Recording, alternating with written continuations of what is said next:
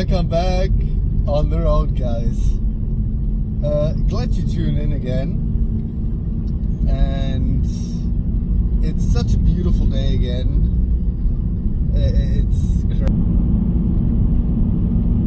Haven't had such a luck with the weather on the West Coast so far.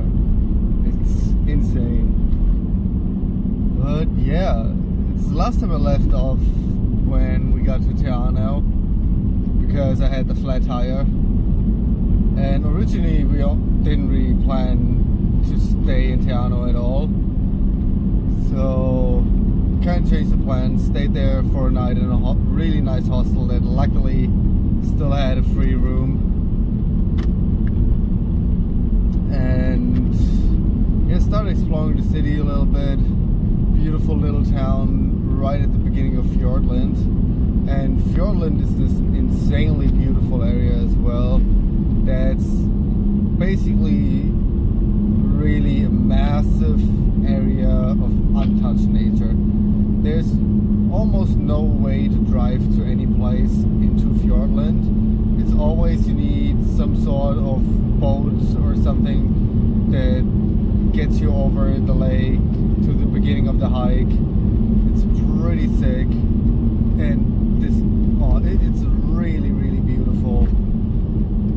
All the hikes there that I've done were so nice. And yeah, we met this Maori guy on the next day, shortly before we got the car fixed, who was really cool and really nice, and was like, yeah, after you get back from Milford Sound, you can stay, like park in my place and have a shower and use the kitchen stuff. It was really cool. So on that day we left towards Milford Sound. It's basically one of the only places really deep into Fiordland you can drive to. And already on the way you drive into the mountains and it's so beautiful. We camped on this dock campsite. It's the last dock campsite before Milford Sound. And beautiful place. A really beautiful place. And we had this sick view in between the mountains, and it's pretty close to the lake. And we were like, yeah, let's take a walk to the lake, but not on the path, just like the straight line through the forest to the lake. What a mistake that was! Oh my god, Adrian and I struggled so much. Starting off, it looked like there was a little path. There wasn't. It was like 20 meters into the forest and then it just vanished. And it was just that straight bush line.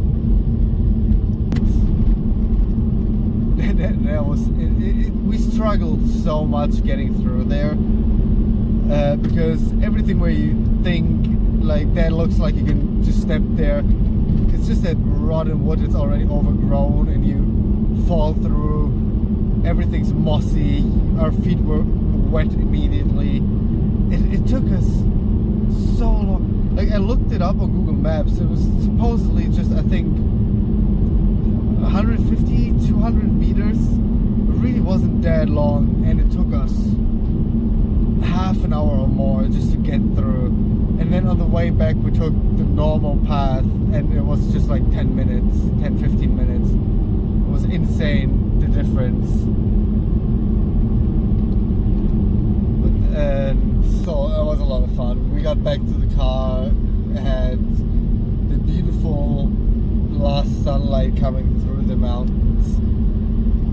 It looked so good. And the next day it started raining, and at first we were kind of bummed about it, but if there's one place on earth where I would say it gets better when it's raining, it's the drive into and Milford Sound itself. Imagine these crazy steep going up overgrown mountain fronts, and it's just waterfall after waterfall after waterfall. And on videos you don't get how high these mountains next to you are. On the cruise in Milford Sound, there's one rock front coming up, basically a straight wall, and the captain is just like, yeah, when you look up that front, the first ledge that you can see, that's 700 meters, and then another 600 from there to the peak. And it's just like straight from the water level, that crazy steep going up. And back as a teenager, I was in Ireland for like 2 weeks on the west coast, and there's the so-called what's the name again? Cliffs of Moher. And the Cliffs of Moher are at the highest point, a little bit over 200 meters, I think, and they feel massive when you're there. And then just having that comparison at the first ledge is more than 3 times that height. Insane. And it's all that crazy jungle, overgrown mountains. It's amazing.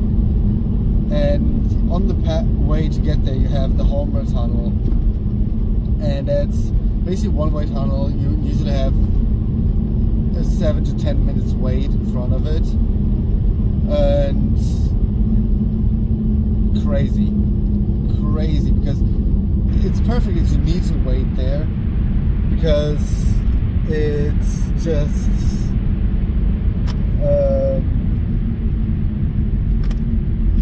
you can take your time enjoying that view.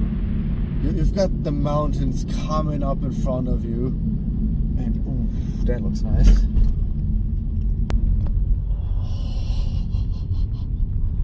Oh my god.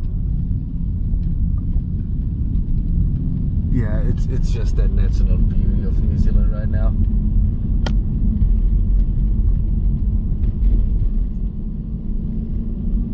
And yeah, it looks crazy. And in the videos, it's not even remotely coming out on how insane that view is, especially with all the waterfalls coming up next to each other.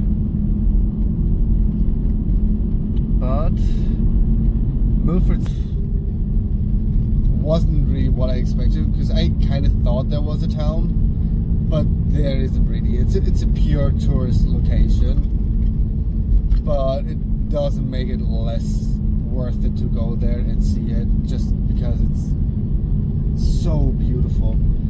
I think I want to go there again on this road trip as well, and we'll see. Maybe I've got weather like this now as well, and I've got a completely different experience and view of how it looks like. That would be pretty cool.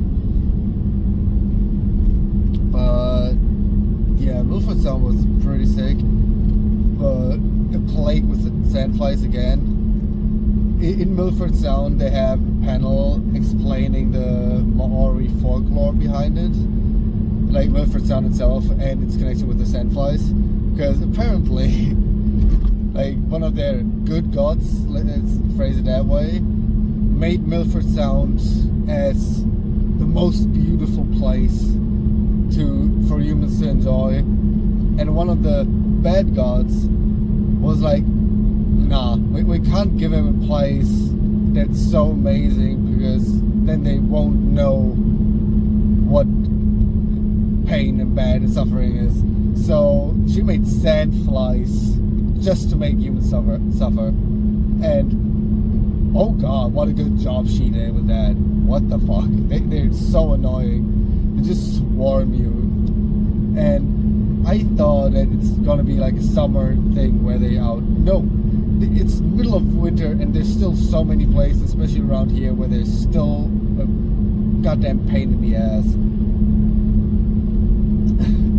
But yeah, after Milford Sound, we went back and actually met with the guy, with the Maori dude, and he's such a good guy.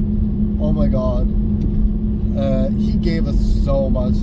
Like before getting there, we're like, yeah, can we get you guys anything? Do you need something? He was like, yeah, just bring us a pack of milk.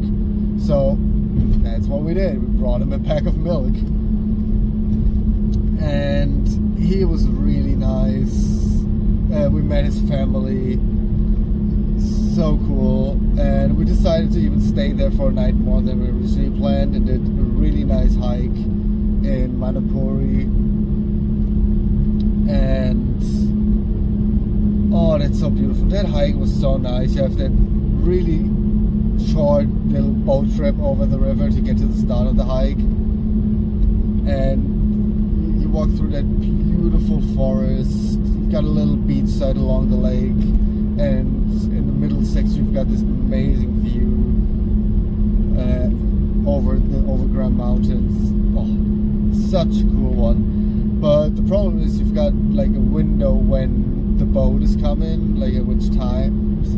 It's in the morning, there's one at 10 and one at 11, and in the afternoon one at 3 and at 4. We took the one at 11 because when we found out about it, it was already past 10. But we took so much time just enjoying so many of the places that we already needed to call them that we won't take the one at 3, and then even still took so much time back that we needed to call them again that we won't make it by 4, and the guy needed to wait, and then he was still, we got like 20 or 30 minutes late, and then he was still so nice to be like, yeah, no problem, I took that time to take a call with an old friend and catch up with him, and it was really nice. It's like people here are so friendly and so nice. Most of them never try to see something bad and always try to stay optimistic. Oh, it's so refreshing. It's really, really nice. I still felt that though. And yeah, the Maori guy, he was so nice. Because at that time I was still sleeping on my blow-up mattress, and Adrian was still sleeping on like a yoga mat in the car. And he had some old mattresses, like foam mattresses, and he was like, yeah, no problem, just take them, you can cut them apart, fit them in your car. So we made a whole project to just like measure out the back of my car and perfectly fit the mattresses. So the full back of my car is basically a bed. It's one big foam mattress. And we even took one piece that we cut off from the bottom part for Adrian to have as a pillow. I'll put it down now because I just have more space next to me then. But I still have it as like the guest pillow in that sense. And yeah, it was such a big upgrade for the car, definitely. And then he also gifted us like a gas cooker. We only needed to get the gas, and he felt bad not giving us gas with it. We're like, dude, you're already giving us so much and being so nice to us. And then because when I originally got the car, I still had like these metal covers for the bag. It's usually meant for if you're transporting something to like lock it in the trunk, and it was just like it was wasted space. I always needed to put it on top of our stuff while driving, and in the evening when we got bed ready, I just put it under the car. But it was just annoying. And then I asked him if he had like any use for it or knew where I could throw it away, and he was like, yeah, you can give it to me, but let's call it a trade. And I was like, dude, it's not a trade. You're getting rid of my trash in that sense. It was just way too nice. And on the day when we left, we exchanged our Facebook, because there's like a lot of people here apparently still use Facebook, what I'm still pretty surprised about. But we exchanged Facebook, and then I saw that the day we got to his place was his birthday, and they didn't mention a thing. It made me feel so bad. But yeah, before we said goodbye, I gave him a proper belated happy birthday, and it was so good. Actually, the second time when I visited them, before I met with my friend from Germany, I gave them one of the 4-leaf clovers, because it was right a few days after they finally married. So it was basically my low budget wedding gift, but they were so happy about it.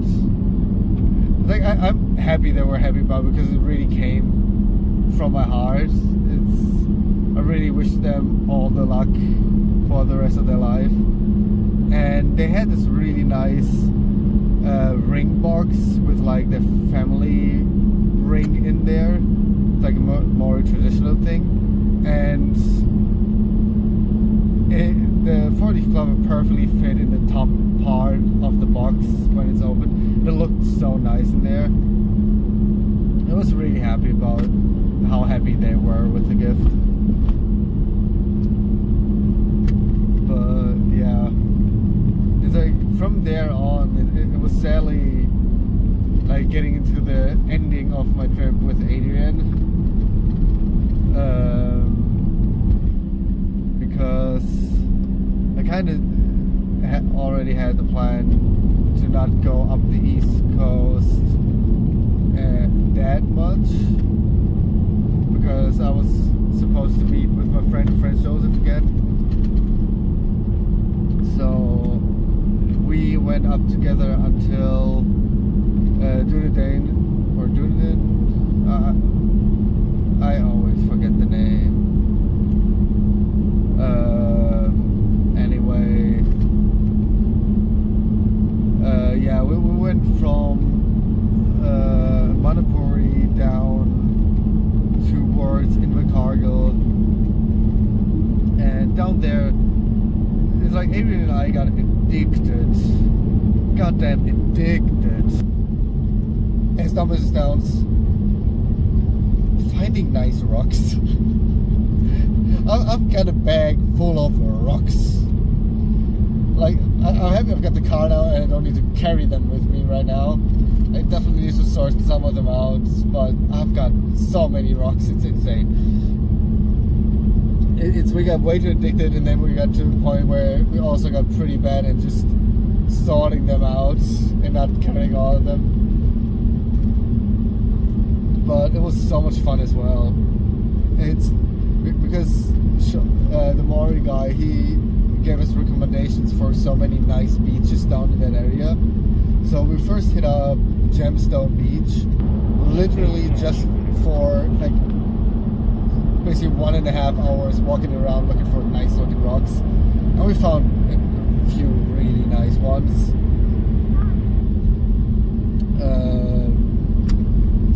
So cool. And then another beach we hit up, and that was one of the sickest places, was the Petrified Forest.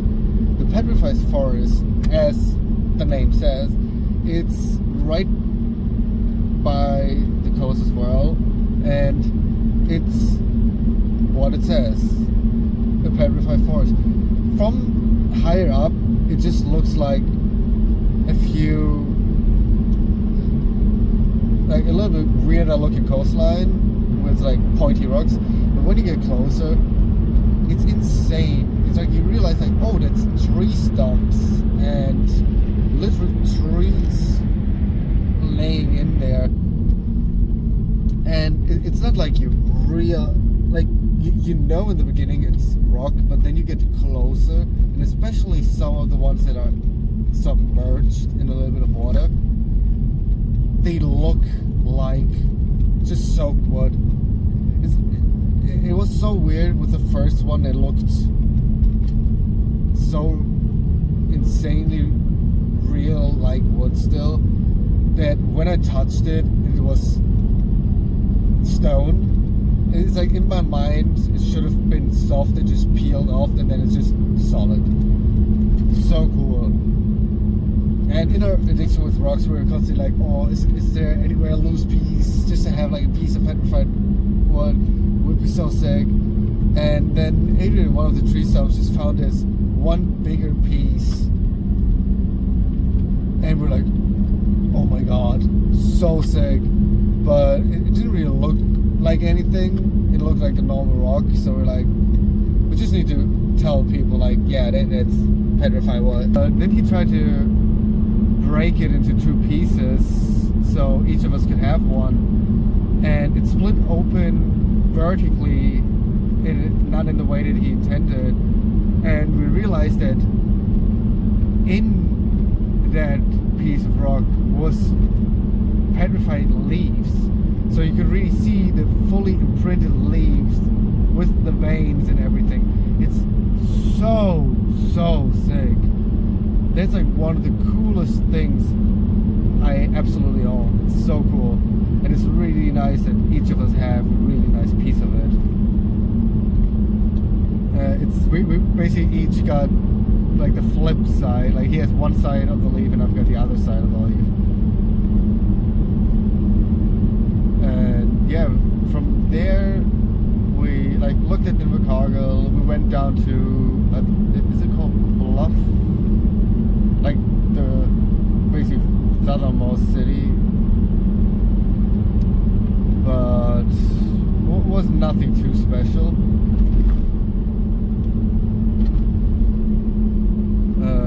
It was still a fun time, just hanging out, enjoying the last bit. It started raining a little bit more, but had a few really nice campsites down at the beach. But it gets pretty repetitive at some point. And then we went up to Dunedin, and that was basically our last stop together. I think we spent another 2 nights there before he took the bus to Christchurch and I went up again to get to the west coast. But we went to some really nice places. We went to the glowworm thing but didn't see any, but it was a really cool stream that had a really steep, overgrown, jungle-like wall next to it. It looked pretty cool as well, just going up that stream. And we went to Tunnel Beach, I think it's called, and that looked so cool. It's a really carved out coastline. It looks so nice. It has some crazy looking waves.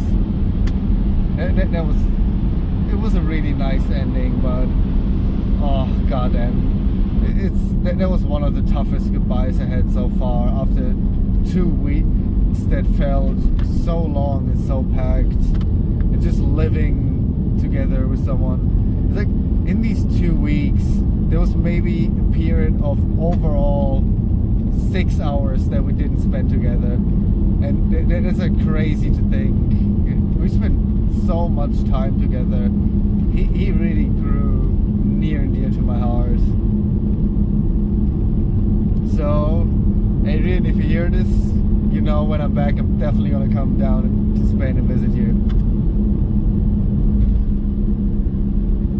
Because now I'm re-experiencing a big part of what we traveled together again, and have some different and new experiences, and even how it looks like. And you can enjoy it with me through my videos, so isn't that great, dude? But yeah, from doing it up, I went back up towards Wanaka because I planned to stay at the campsite that we've stayed at before, close to Cromwell. And on the way up, passed through an area that I never really thought about before looking into it, because I haven't really heard anybody talk about it. That's the area surrounding Alexandra. And that's like not the furthest southern part, but it's like the middle of the southern area. And oh my god, was I surprised about how beautiful the area is. Like, it's not overgrown at all. I've barely seen any forests, but it's a lot of that open grass fields. And I had the perfect timing as well, because I first drove through there right during sunset time, and it just looked amazing. It was insane, and it was like the next day, I had another day to kill anyway, and I was like, I need to go back and do a hike there the next day. And on the day where I first passed through, and even on the next day, in my head I was constantly like, it looks so familiar. It's so loved and close to my heart already. Like I know it from somewhere, and I can bet it's from Lord of the Rings, because there's no reason I know it from anywhere else. And I was like, I know they filmed something here, I just can't pinpoint what exactly. And on the day where I did the hike, I did the Flat Top Hill hike. It's meant to be a 10 kilometers, but you have multiple other routes along there, and I took a few basically wrong turns because their layout and naming was a little bit confusing. So I basically did the longest route you could do. It was like still only 14 kilometers, something like that, so nothing too crazy.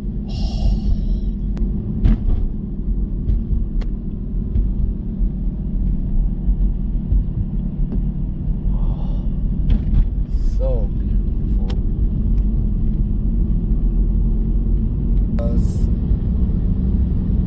The view you get is really cool, because you have one river that's, you see that it's over millions of years that really just engraved in that mountain line, and right along the river line you have a lot of trees, so you have the really paradisical oasis feeling that there's barely any trees just around that river. It looks really cool, and you've got that really far mountain range view, and it was really gorgeous, and I had a lot of fun on that one. Even though that was one of the hikes where it was like, the beginning was so bad and so annoying, because it was just the same boring view through high grass that was constantly just like around my legs and started to itch and everything. I was just like, oh come on, can this please end at some point? But it got way better as soon as you actually get on top of it. But yeah, towards the end, when I finally got an internet connection again, I was like, okay, I need to Google if, like, not if, but which scene from Lord of the Rings was filmed here. And yeah, I was right, because the battle scene in the second Lord of the Rings movie in Rohan, like some of the Rohan scenery shots, and that scene when they move from Edoras to Helm's Deep and they battle the wargs, or the warg riders, that's filmed around the Alexandra area, and even the spot where the major part of that battle scene was filmed was towards the end of that hiking hike. So you can basically see over to the cliffside where Aragorn is falling down. It was really sick. It's like with a lot of the Lord of the Rings locations, I get the feeling that I'm close to it and that it's familiar. And like already, even if I'm not consciously knowing that it's a Lord of the Rings location, I always get that vibe, and I'm like, wait a second, Google it, and like, oh yeah, let's go. I've had a few of that, if it's like some of the minor locations that you don't think about it that much. It's pretty cool to get like that random familiar feeling. But yeah, it's like, from there went back to Franz Josef again. Stayed there for I think like two nights. I think. Went one day to Lake Maidstone. It's a really nice walk around the area where I started off today around Fox Glacier. We get a nice little lake, nice little forest. You get some nice views of the mountains. On a good day, you can get that really sick view of the mountain reflected in the lake. That was really, really cool as well. From there, at first, I actually re-met, I think I forgot telling that story about the Mavora Lakes thing, is on the way back towards Te Anau, we met a French girl, because she camped at the same campsite, but we didn't talk the evening beforehand. And on the way back towards Te Anau, we saw her walking along the street. It was like 3 or 4 degrees and raining, and she wore shorts. And we're like, oh, we can't let her keep walking in that weather. Like, oh my god. Picked her up, and she headed to Te Anau as well. She was a really nice French girl. And didn't really do a lot with her on that day before we left. But we had dinner with her. That was still pretty nice. And yeah, re-met with her when I was in Christchurch, because she was just coming up, because I still hadn't seen the middle section of New Zealand. So the area, Lake Tekapo, Mount Pukaki, Mount Cook. So we planned to do that together, because she wanted to go back down to Wanaka. And that was a lot of fun as well, because on that trip, the first thing that we hit up was basically my favorite location. Not my favorite. Oh, I'm bad with saying which is my favorite location in New Zealand. I only know which ones are at least top tier for me. And goddamn Edoras. So Mount Sunday is one of the most amazing places in New Zealand for me. But I always loved that location in Lord of the Rings. It was always fantastic. When the movie scenes with Edoras came up, just the soundtrack hitting as well, amazing. And that location in real life is even so much sicker. It's that beautiful,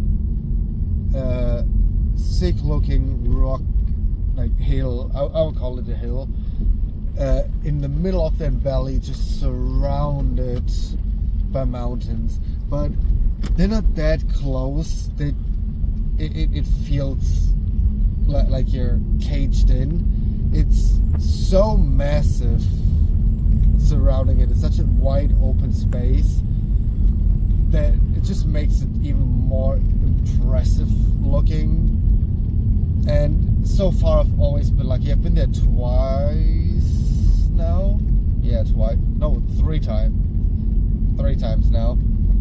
And oh, it's always so fantastic. That's a place I can't get enough of it. And it's a long gravel road to get there. I think like 27 kilometers. But it's not a bad one. It's fine. We've got 2 really nice lakes on the way as well, where you can technically camp as well. There are campsites.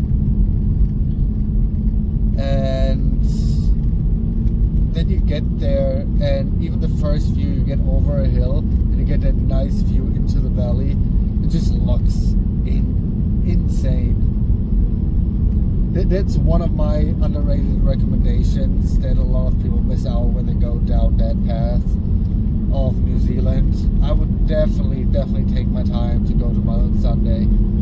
Absolute recommendation for anyone coming to New Zealand.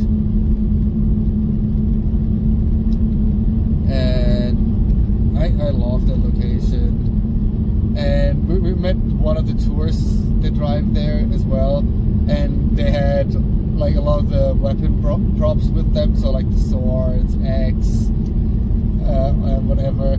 And I own the replica sword of Aragorn's sword, so of Anduril. And I saw one person having it, and I was like, oh, dude, can I take a picture with it? And that was really, because I wished I actually thought about like taking my sword to New Zealand. I thought about that. I'm glad I didn't, but I definitely thought about it. So I was sick still being able to make a picture with it, even though that one was so much more run down than mine actually is. And yeah, it's from there we went to Lake Tekapo, and on that night we basically immediately went for the campsite. And around Lake Tekapo you've got a few smaller lakes as well, and oh, it's such a beautiful view. Like that really, like the lakes in that area, it's insane. Really beautiful place. The next day was like our hike day in that sense, because the day before it was a lot of driving and only like short visiting the places. On that day it was actually the hiking day, because first we did the Mount John trek in Lake Tekapo. It's a 10 kilometers trek, and you go on top of Mount John where you have the Tekapo Observatory, and you've got this really beautiful view of the surrounding lakes and the area. And from there we drove to Mount Cook, got the amazing view down Lake Pukaki towards Mount Cook. And then you can actually drive really close to Mount Cook itself. Mount Cook, for those who don't know, it's the actual tallest mountain of New Zealand. It's a little, I think 3,200 something meters above the sea level, and you can drive really close to it. And you've got one track where you can drive basically pretty close to the Tasman Glacier in its lake, and on the other side you get the Hooker Valley track, for example, and that's a really touristy track. I get it, because it's really nicely, easily accessible track as well. It basically doesn't have elevation. It's overall 80 meters of elevation, and it's nothing. You've got a few really beautiful swing bridges. You pass one glacial lake at first, and then you get fully up to Hooker Valley, where you get right to basically the bottom glacial lake, right at the bottom of Mount Cook. It's a really sick and beautiful view, and it's just nicely accessible for everyone. It's a 10 kilometers trek, but because it's basically flat, it's just such a nice short walk. But yeah, for people who try to get away from the masses, it's definitely not the right one. There's so many people making that hike, I guess at any time. But yeah, and then from there we went to a really nice campsite close to Twizel, and got this really nice view as well, right by the lake. I actually jumped into the lake because I needed something to clean myself off, and it was so cold. It was so much warmer during the day, but the lake got into the shade fairly quickly, and the sunset sun wasn't warm enough anymore. So I really just jumped in, got water at least in every place of my body, just to get the feeling of being fresh again. But really beautiful area. And the next day was basically our last day together, where we only went down, on the way down we went to the Omara, I think it's called, Omara, to the Clay Cliffs. And these are another one of New Zealand's really cool crazy natural phenomena or like locations, because it's these really crazy looking steep pillars that got formed just by crazy fast water erosion on that really not that hard ground that just got formed into these sick pillars where you can really see the layers of different ground. And from there on we only went back to the campsite at Cromwell, and the next day I dropped her off in Wanaka, and that was it with the trip with the French girl. And yeah, I think that's for this podcast episode as well, and this time a non-stop one. I hope you enjoyed, and see you in the next one.